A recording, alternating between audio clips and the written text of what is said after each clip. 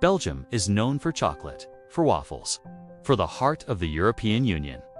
But behind this pristine image is a wound in human history.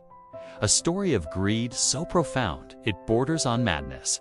A king who owned an entire country, a system of terror that left 10 million people dead, and a cover-up so successful it nearly erased them from memory. This is not the history you learned in school.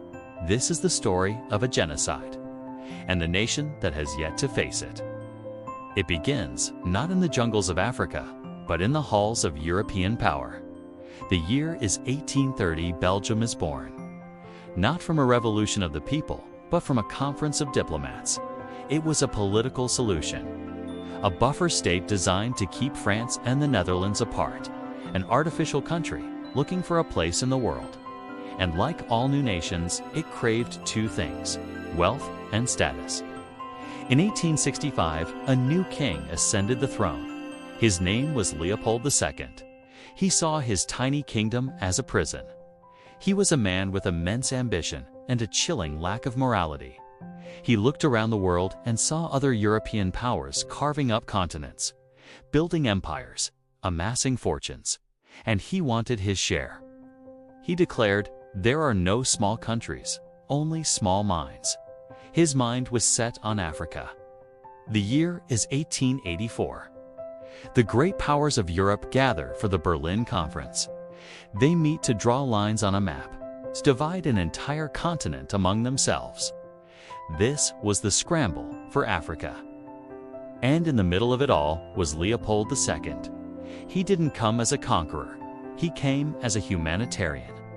He spoke of civilizing the dark continent, of ending the Arab slave trade, of bringing science and progress to the Congo basin. It was a masterful performance, a complete and utter lie. He convinced the world to grant him stewardship over a vast territory in Central Africa. Not for Belgium, for himself. The Congo Free State was not a Belgian colony. It became the personal property of one man. A private fiefdom, 76 times the size of his own kingdom. Leopold had never set foot there, and he never would. He would rule his private empire from a palace in Brussels. He had his prize. Now, he needed to make it profitable. At first, the Congo was a financial disaster. The main export was ivory. It wasn't enough. Leopold was nearly bankrupt. Then, a Scottish veterinarian named John Boyd Dunlop invented the pneumatic tire. Suddenly, the world needed rubber. For bicycles, for cars, for the engines of the Industrial Revolution. And the Congo Basin was filled with wild rubber vines. Leopold's fortune had arrived, and with it, a reign of terror unlike any other. He unleashed a private army, the force public, upon the Congolese people. Their mission was simple: extract rubber at all costs. Villages were given impossible quotas. Men were forced into the jungle for weeks at a time to harvest the sticky sap. It was dangerous work. Men were killed by wild animals. They starved. They died from exhaustion. But failing to meet the quota was far worse. The punishment was mutilation. The soldiers of the force public were ordered to waste no ammunition. For every bullet they fired, they had to prove it was used for an execution. The proof was a severed human hand. Baskets of smoked hands were brought back to their commanders. It was an accounting system for murder. When quotas were missed, hands were taken from the living, from men, women, and even children. A symbol of Leopold's brutal regime. A punishment for the crime of not producing enough profit for a distant king.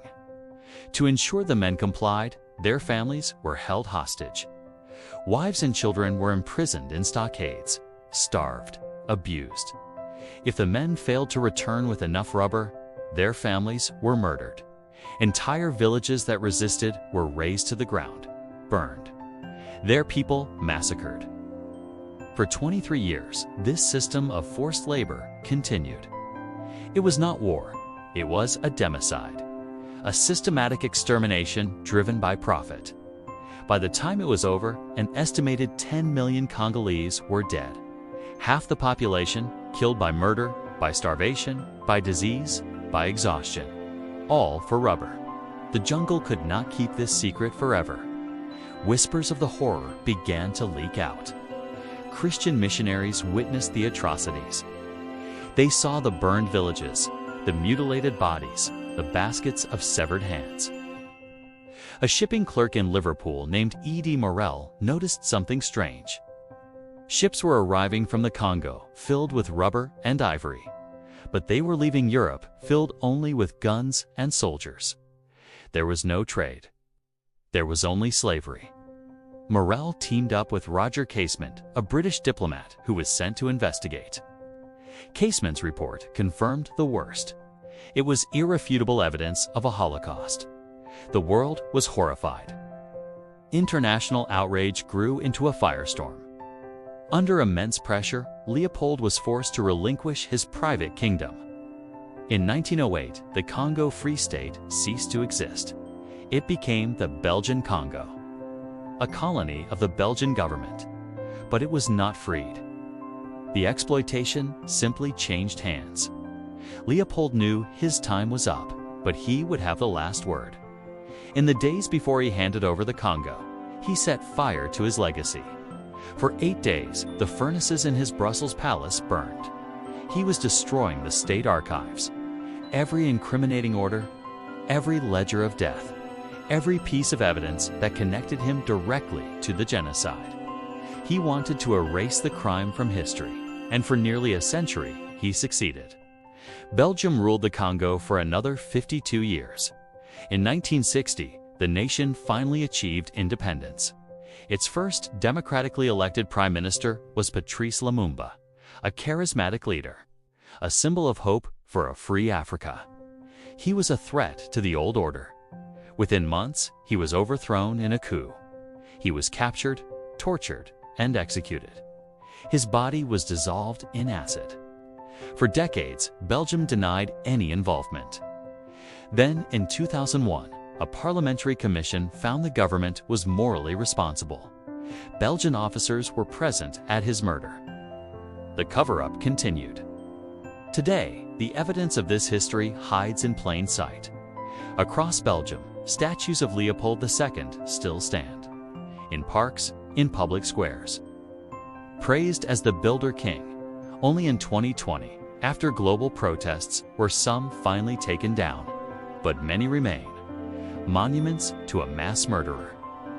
The wealth he plundered built the grand boulevards and museums of Brussels, a beautiful city paid for with blood. Meanwhile, the Democratic Republic of Congo remains trapped in a cycle of violence and resource exploitation. The scars are deep. The trauma is inherited. To this day, the Belgian state has never issued a formal apology for the genocide. Belgium built its fortune on a foundation of 10 million bodies. And then, for a century, they tried to make the world forget. But history does not disappear.